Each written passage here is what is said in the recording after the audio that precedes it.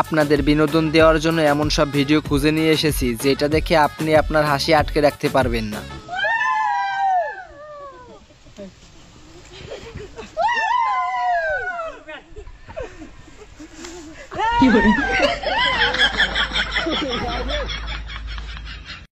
সাধারণ মানুষের টাকা এরা এইভাবেই লুটে নিচ্ছে। সৎ সাহেব, এবারও ইলেকশনে দাঁড়াইছি, ভোটটা দিয়েন। না, এবার আর আপনি ভোট দেবো না। আগেবার আপনি ভোট দিয়ে জিতাইছি, আপনি এলাকার জন্য কিছু করেন নাই। জনগণের টাকা মারে বাড়ি করেছেন, গাড়ি করেছেন। আর একটাবার আমাকে সুযোগ দেন। আর একটাবার সুযোগ দিলে আপনি কি করবেন নে? আমার বিল্ডিং এর প্লাস্টারটা বাকি আছে, ওই কাজটুক করবো।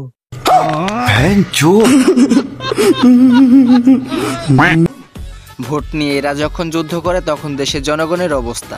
এলাকার সবচেয়ে বেশি অবদান আমার। তোর অবদান থেকে লাভ নাই। এবার যদি আমি ইলেকশনে জিতি, সবার বাড়িতে একটা করে টিউবওয়েল করে দেবো। আমি এলাকার সবার বাড়িতে একটা করে সাবমার্সিবল বসিয়ে দিব। সবার বাড়িতে একটা করে ফ্যান লাগাই দিব। সবার বাড়িতে আমি একটা একটা করে এসি লাগিয়ে দিব। আমি সবার বাড়িতে একটা করে খাবার দিয়ে দেবো। ওয়াও,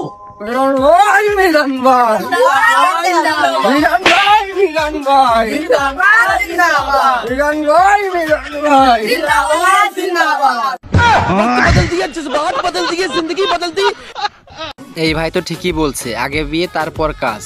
খবরদার, আমাকে কোনো কাজ করার কথা কইবে না। কাজ করে কারে খাওয়ামু? যতদিন পর্যন্ত আমাকে বিয়ে করাবে না অতদিন পর্যন্ত আমি কোনো কাজ করবো না। ভাবলাম দানগুলো উড়াইয়া গোছ গাছ কইরা সাদিয়ার লগে তোর দুমদাম করে বিয়া দিমু, তার হচ্ছে না। তোমার না একদিন কইছি বয়স হয়ে গেছে বেশি, কাজ কাম করা লাগবে না, জানতে যাও বাড়ি যায় রেস্ট নাও।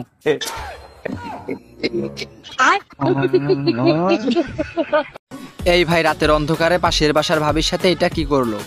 মাতুব্বার, আমার কোনো দোষ নেই। এই ভাবি আমার প্রতিদিন রাত্রির বেলা জোর করে ডেকে নিয়ে যায়।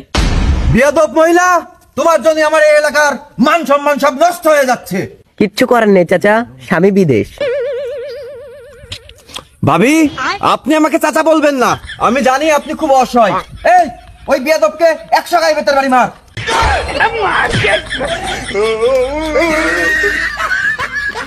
ছেলে যখন প্রেম করতে গিয়ে বাপের সামনে ধরা খায় তখন ছেলে এটা কি বললো? ওরে আমার ময়না পাখি, কার সাথে কথা করছিস?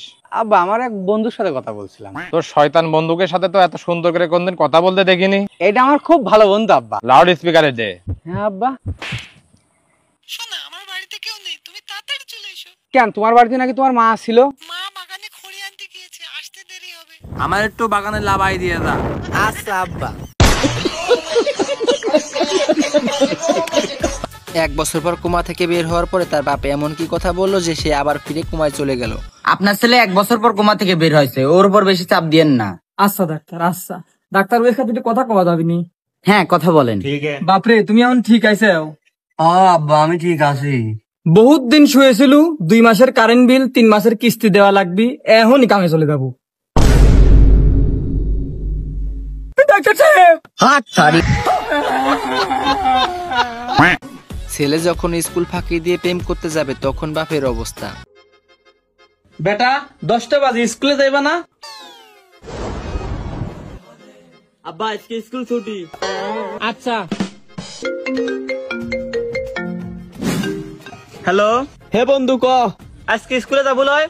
আজকে আমি গার্লফ্রেন্ডের সাথে দেখা করবে যাবো। আব্বা কসি স্কুল ছুটি, তুই স্কুলে চলে যা। আচ্ছা।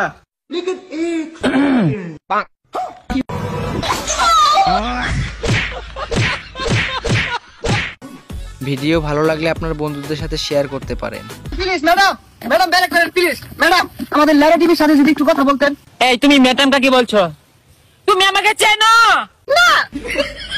না মানে ম্যাডাম, আপনার যে বাংলাদেশে সুদর্শন পুরুষ ঘোষণা করছে, আপনার কি আছে? এই আছে মানে কি? না মানে যোগ্যতার কথা কইছি। হ্যাঁ আছে, তবে দুর্বল। দুর্বল মানে? না মানে সাক্ষী দুর্বল ভাইয়া। আমাকে যে সুদর্শন পুরুষ হিসাবে ঘোষণা করেছে না, এটা কেউ নিতে পারে না ভাইয়া, বুঝছো? আরে ম্যাডাম, পূর্বে উঠতাছেন কে? আমি কি নাই নাকি? নাই মানে? আরে মান সম্মানের কথা কইছি, এই মিলে উঠবে উঠতাছেন কে? আচ্ছা, আইনের যে সুদর্শন পুরুষ ঘোষণা হলো, কেমনে এটা কেনা ঘোষণা হলো? আচ্ছা ভাই, আমার চেহারা যেমনই হোক, আমার পোশাকটা দেখেছে পুরো একদম। না ম্যাডাম, বলার ভাষা হারে আসছি। আইনের যে পোশাক পরছুন, এলা রাস্তা কেউ পাইলে না থাক কইতাম না। ভাইয়া আমি তো আসলে পুরুষ না মহিলা এটা তো ম্যাটার করে না তাই না? তো যে আমার পোশাক দেখছেন এগুলো আমি বাইরে থেকে নিয়ে আসি, এগুলো এক একটা অনেক দামি, এগুলো দেখে সবাই আমাকে সুদর্শন বলে। জি ম্যাডাম, আপনার পোশাক দেখলে যে কেউ ক্রাশ খাবে।